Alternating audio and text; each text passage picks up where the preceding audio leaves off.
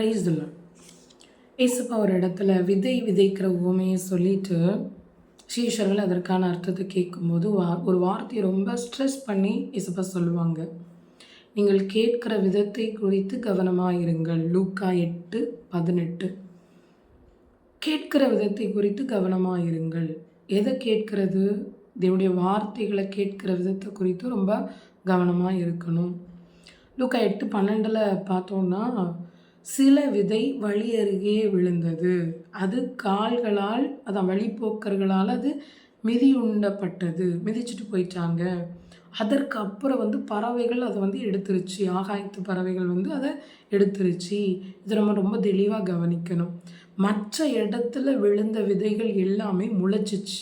கற்பாறையில் விழுந்தது கூட முளைச்சிச்சு, முள்ளு செடிக்கு மத்தியில் விழுந்தது முளைச்சிச்சு, நல்ல நிலத்தில் விழுந்ததும் முளைச்சிச்சு.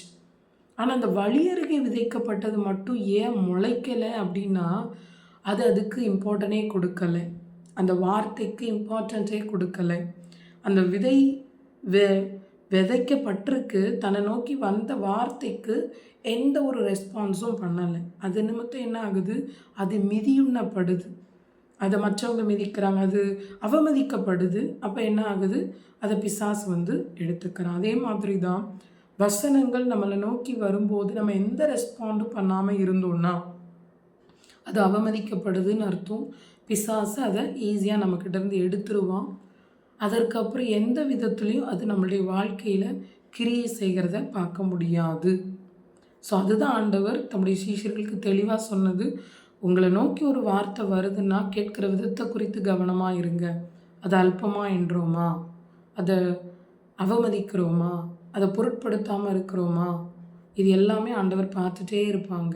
நம்மளுக்காகத்தான் தேவன் சில வார்த்தைகளை நம்மளை நோக்கி கடந்து வர பண்ணுறாங்க.